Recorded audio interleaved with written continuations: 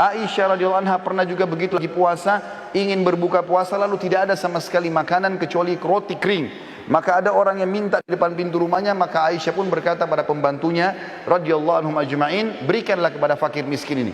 Pada saat diberikan, pembantu itu mengatakan, apa yang akan kita makan? Buka puasa tidak ada makanan.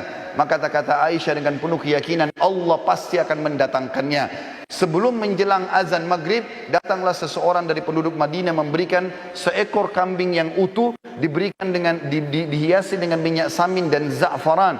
Utuh diberikan ke rumah Aisyah anha. Lalu Aisyah pun berbuka puasa dengan pembantunya pada saat sambil berkata, makanlah daging ini, sesungguhnya ini lebih baik daripada roti yang sudah kamu infakkan itu. Abu Dahda radhiyallahu anhu, sahabat Nabi yang mulia luar biasa. Beliau mendengarkan firman Allah turun di dalam surah Al-Baqarah 245 yang bunyinya, a'udzubillahi minasyaitonirrajim, man dzalladzi yuqridullaha qardan hasana. Siapakah yang ingin meminjamkan untuk Allah dengan pinjaman yang baik? Maka Abu Dahda datang kepada Nabi SAW mengatakan, ya Rasulullah, apakah Allah minta pinjaman dari kita? Kata Nabi SAW, iya. Maka kata Abu Dahda, ulurkan tanganmu ya Rasulullah. Lalu diulurkan tangan Nabi SAW, lalu dia memegang mengatakan, aku telah meminjamkan kebun kurmaku kepada Allah. Isinya 600 pohon kurma, semuanya karena Allah.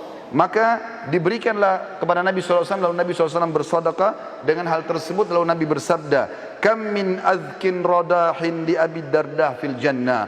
Berapa banyak yang akan didapat oleh Abu Dahda balasan pengganti pohon kurma ini di surga nanti. Terus Nabi SAW ulangi sampai banyak di antara sahabat yang menangis melihat sedekah tersebut. Abu Talha radhiyallahu anhu juga bersedekah dengan luar biasa. Beliau punya sebuah kebun kurma namanya Bayruha. Itu luar biasa indahnya dan ada mata air yang dingin di situ. Nabi SAW suka minum dari situ setiap harinya. Maka dia pun berkata, ya Rasulullah, aku telah membaca firman Allah dalam surah Al-Imran ayat 92 yang bunyinya, a'udzubillahi minasyaitonirrajim, lan tanalu birra hatta tunfiqu mimma tuhibbun wa ma tunfiqu min syai'in fa innallaha bihi alim. Kamu sekali-kali tidak akan pernah merasakan kesempurnaan dalam balasan pahala kebaikan sampai kalian menginfakkan yang terbaik yang kalian miliki, dan sungguhnya apapun yang kalian infakkan Allah Maha mengetahui. Maka dia pun berkata, sesungguhnya harta yang paling aku cintai adalah perkebunan kurma Bayruha, dan aku ingin menginfakkannya di jalan Allah.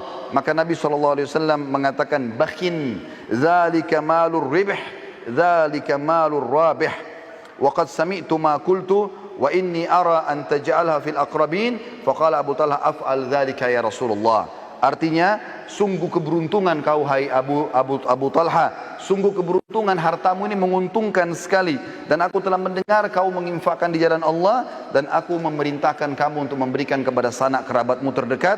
Abu Talha pun mengatakan iya. Sebagai penutup teman-teman sekalian, saya minta waktu sekitar 2-3 menit. Saya akan menyampaikan beberapa kisah berhubungan dengan pentingnya sedekah, dan ternyata dia bisa menyembuhkan banyak penyakit. Di antaranya disebutkan bahwasanya, atau beranjak daripada hadis Nabi SAW, dengarlah saudaraku seiman yang masih punya penyakit kronis, yang sudah bertahun-tahun tidak sembuh penyakitnya, yang punya masalah tidak selesai-selesai, ribut dalam rumah tangga, anaknya sakit, pekerjaannya tidak berkembang, apa saja. Sabda Nabi SAW yang masyhur dalam hadis sahih riwayat Al-Baihaqi, dawu mardakum bis sadaqah wa hassinu amwalakum biz zakah wa iddu lil bala'id du'a. Obatilah orang-orang yang sakit di antara kalian dengan sedekah, bentengilah harta kalian dengan zakat, dan siapkanlah untuk menghadapi musibah dengan doa-doa.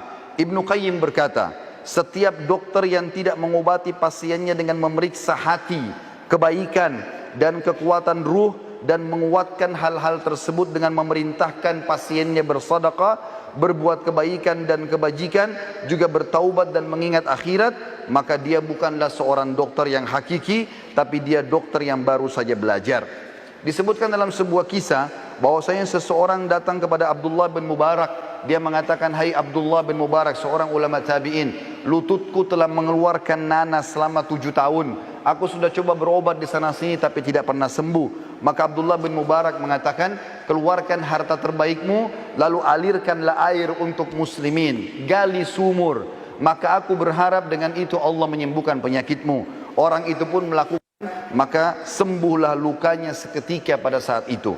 Seorang ibu lagi divonis sakit keras, tidak bisa sembuh lagi, maka anaknya keluar mencari fakir miskin dan bersedekah. Pada saat dokter mengatakan sudah tidak akan pernah sembuh lagi, ternyata ibu tersebut setelah si anak mencari orang miskin dan sengaja bersedekah untuk itu, maka Allah sembuhkan ibunya dari penyakit kronis. Allah subhanahu wa ta'ala juga dalam kisah yang lain mengangkat penyakit kanker dari seorang laki-laki yang sudah divonis tidak akan pernah bisa meninggal, tidak akan bisa hidup lagi. Dari Saudi dia berangkat ke Eropa untuk membiayai kankernya, dan ini ada beberapa organ tubuh yang harus dirusak dan diangkat.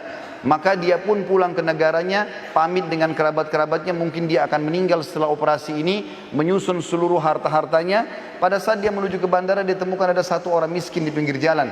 Lalu dia pun memberikan harta yang terbaiknya pada saat itu. Setelah dia tanya, ternyata ada seorang ibu yang mengumpulkan tulang-tulang bekas makanan orang di pinggir jalan. Ditanya, kenapa anda kumpulkan tulang-tulang ini ibu? Dia mengatakan, karena saya ingin memasak buat anak saya yang sudah berapa hari tidak makan. Maka dia pun memberikan harta terbaiknya sekitar 5.000 real pada saat itu.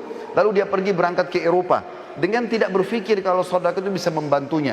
Begitu tiba di rumah sakit, maka dokter semuanya mengatakan, kamu sudah berobat kemana? Kenapa tiba-tiba kankermu sudah tidak ada? Apa kau permainkan kami? Kata dia, sama sekali saya tidak pernah berobat ke dokter, tidak berobat ke rumah sakit, tapi saya sudah mengeluarkan sedekah di jalan Allah. Maka dokter-dokter tersebut pun mengatakan, sungguh ajaran agamamu benar. Lalu mereka akhirnya masuk Islam justru karena sembuh atau orang ini sembuh dari penyakit kanker.